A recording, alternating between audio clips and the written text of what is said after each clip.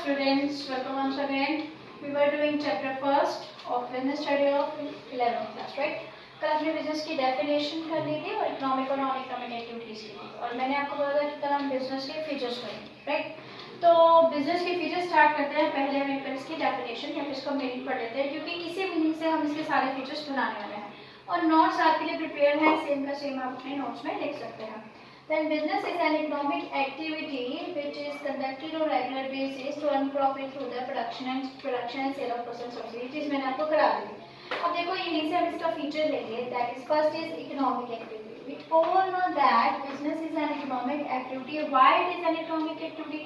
Reason is so simple and you all know the reason. सबको पता है reason क्या है? Because business is done for getting money. Business हम क्यों करते हैं? Money earn करने के लिए करते हैं. That's why it is an economic activity. So it is very simple, no need to explain. Next is production and procurement of goods and services. देखो, production and procurement of goods and services business का एक feature है कि किसी भी activity को business होने के लिए ज़रूरी है कि या तो वहाँ पर प्रोडक्शन हो या फिर प्रोक्योरमेंट हो। दोनों चीज़ें अलग अलग कैसे हैं? प्रोडक्शन का मतलब बिजनेस वो भी होता है जब आप क्या करते हैं, खुद प्रोडक्शन करते हैं और फिर चीज़ों को बेचते हैं। और दूसरा होता है प्रोक्योरमेंट। प्रोक्योरमेंट में आप क्या करते हैं, जो बिजनेसमैन है वो प्रोडक्शन नहीं कर रहा है, वो सिर्फ चीज़ों को गेट करता है, कहीं से प्रोक्योर करता है और फिर उसको बेच देता है। तो चाहे वो प्रोडक्शन करके बेचे, चाहे वो कहीं से गेट करके प्रोक्योर करके उसको बेचे, वो दोनों चीज़ें ही बिजनेस के अंदर आती हैं। तो प्रोडक्शन और procurement of goods and services. तो यहाँ पर एक चीज़ और भी इम्पॉर्टेंट है, यहाँ पर सर्विसेज की भी बात हो रही है। अब देखो क्या डिफरेंस है बिटवीन गुड्स एंड सर्विसेज। कुछ वो सब चीज़ें होती हैं जो कि टेंजिबल हैं, जिसको हम देख सकते हैं, जिसको हम टच कर सकते हैं, वो सारी क्या होती है? Goods. Like box, like your cloth, like your pencil box, like your notebook. जो चीज़ें आप देख रहे हैं, टच कर रहे हैं, दैट आर गुड्स। और सर्विसेज क्या होती हैं, जिनको हम सिर्फ फील कर सकते हैं, जिनको हम ना टच कर सकते हैं और ना हम देख सकते हैं, वो सर्विसेज होती हैं। जैसे ट्रांसपोर्ट की सर्विसेज हो गई, जैसे इंश्योरेंस की सर्विस हो गई, बैंक की सर्विसेज हो गई। क्या हम बैंक की सर्विसेज को देख सकते हैं? क्या हम उसको टच कर सकते हैं? नो, दे आर इंटेंजिबल, वो इंटेंजिबल होती है। तो उन चीज़ों को हम क्या बोलते हैं? सर्विसेज बोलते हैं।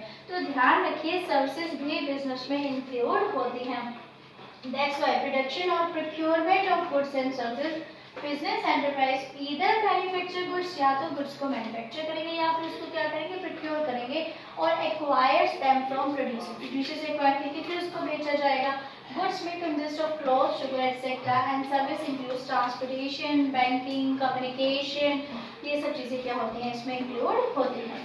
नेक्स्ट देखेंगे sale and exchange of goods and services. Sale and exchange of goods, अब आपने खरीद ली या आपने प्रोडक्शन कर लिया, लेकिन उसको बेचेंगे भी तो सही। अगर आपने प्रोडक्शन कर लिया, प्रोक्योर कर लिया, तो इतना भी बिजनेस नहीं है। ये ज़रूरी है कि आप उसका सेल या एक्सचेंज भी करें। तो नेक्स्ट फीचर क्या है? Sale and exchange of goods and services. जहाँ पर ये फीचर है वहाँ पर ये फीचर भी ज़रूर इंक्लूड होगा, राइट? तो क्या होना चाहिए? जो भी आपने प्रोडक्शन या प्रोक्योरमेंट किया उसका सेल कर दें, या फिर क्या हो, वो बिजनेसमैन क्या करेगा, उसको एक्सचेंज भी कर सकता है। एक चीज़ की जगह वो दूसरी चीज़ ले ले, तो वो चीज़ भी इसमें इंक्लूड करेगी। तो बिजनेस एक्टिविटीज़ तभी एक बिजनेस एक्टिविटी कहलाएगी जब वो क्या करे, प्रोडक्शन या प्रोक्योर की हुई चीज़ों को बेचे भी, उसका कुछ सेल या एक्सचेंज भी हो, तभी हम उसको बिजनेस एक्टिविटीज़ में काउंट करेंगे। Next is dealing of goods and services on regular basis. हम सब कुछ कहाँ से ले रहे हैं? हम यहीं से तो ले रहे हैं। On regular basis, economic activity, right? तो रेगुलर बेसिस, जैसे मैं आपको एग्जांपल दे चुकी हूँ कि कोई भी ट्रांजैक्शन सिर्फ एक टाइम की जाएगी तो वो बिजनेस नहीं काउंट होती है। तो अगर आप उस ट्रांजैक्शन को बार बार करते हैं, रेगुलर बेसिस पे करेंगे, तभी वो बिजनेस काउंट होती है। जैसे मैंने आपको एग्जांपल दिया था कि if I am selling my furniture, मेरा कुछ फर्नीचर है वो खराब हो गया, मैं बेच रही हूँ, चाहे मैं उसको प्रॉफिट पे ही क्यों ना बेच रही हूँ, बट वो मेरा वर्क नहीं है, वो मेरा कोई काम नहीं है, मैं उसको रेगुलर बेसिस पे तो नहीं बेच रही, तो मैं कोई बिजनेस नहीं कर रही हूँ। बिजनेस वो कर रहा होगा जिसकी फर्नीचर की शॉप होगी और वो उसका काम ही फर्नीचर में डील करना है। तो ध्यान रखेंगे, बिजनेस कहलाए जाने के लिए ज़रूरी है कि बिजनेस जो ट्रांजेक्शन्स हैं वो क्या हो, रेगुलर बेसिस पे हो। Then business involves dealing in goods and services on a regular basis. One single transaction does not constitute business, उसको हम बिजनेस नहीं बोलेंगे। Next is profit earning.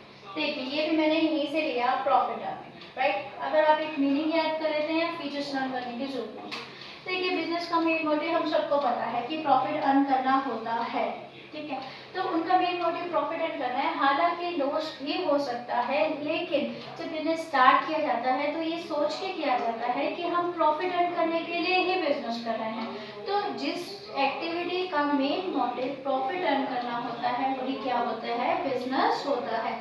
Then profit earning, one of the main purpose of business is to earn profit and every business earn, और हर किसी business को profit की जरूरत है बेटा।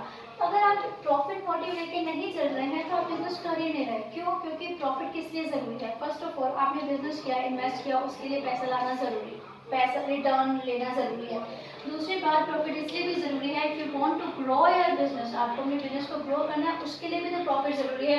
आप कंटिन्यूस लॉस में जा रहे हैं तो बिजनेस ग्रो कैसे करेगा? तो प्रॉफिट एक तरह से मेजर भी है, एक तरह से मेजर भी है किसी बिजनेस के सक्सेसफुलनेस का, कि अगर मान लो कोई बिजनेस बहुत ज़्यादा प्रॉफिट अर्न कर रहा है, इसका मतलब वो बिजनेस बहुत ज़्यादा क्या है, सक्सेसफुल है। तो प्रॉफिट अर्न करना भी इसका एक मोटिव होता है। Next is uncertainty of return. देखो यहाँ पर रिटर्न का क्या मीनिंग है? रिटर्न मीन्स क्या है? एक्चुअली रिटर्न मीन्स प्रॉफिट ही है। देखिए हर एक बिजनेसमैन अपना पैसा इन्वेस्ट करता है, बिजनेस में पैसा इन्वेस्ट किया जाता है तो वो इसलिए किया जाता है ताकि उसको प्रॉपर रिटर्न मिल सके। रिटर्न मीन्स उसको बदले में क्या मिल सके, प्रॉफिट मिल सके। जैसे फॉर एग्जाम्पल आप बैंक में पैसा जमा कराते हैं तो बदले में रिटर्न चाहते हैं ना, रिटर्न का मतलब बदले में इंटरेस्ट चाहते हैं। तो ऐसे ही बिजनेस में जो पैसा इन्वेस्ट किया जाता है तो बदले में बिजनेस में रिटर्न चाहता है, ठीक है। और अनसर्टेनिटी ऑफ रिटर्न हमेशा ध्यान रखिए, बिजनेस ही एक ऐसी चीज है, एक ऐसी, देखो एम्प्लॉयमेंट में आपको आपने काम किया आपको सैलरी जरूर मिलेगी, लेकिन बिजनेस में हमेशा क्या रिटर्न का अनसर्टेनिटी रहता है। जरूरी नहीं है कि प्रॉफिट ही हो, लॉस भी हो सकता है। तो हम और कितना प्रॉफिट हो और ये भी कुछ पता नहीं है कितना होगा। नॉट ओनली दैट लॉस भी हो सकता है। तो there is always uncertainty of return. हमेशा रिटर्न का क्या है, रिटर्न क्या रहता है, अनसर्टेन रहता है, जिसके बारे में किसी को कुछ भी नहीं पता। तो uncertainty of return, every businessman invest money with the objective of earning profit, but the amount is profit is not certain and sometime there is also possibility of loss. Loss की भी पॉसिबिलिटी हो सकती है। तो ये business की हमेशा से ये फीचर है, क्योंकि बिजनेसमैन को नहीं पता वो कितना प्रॉफिट अर्न करने वाला है। Next is element of risk.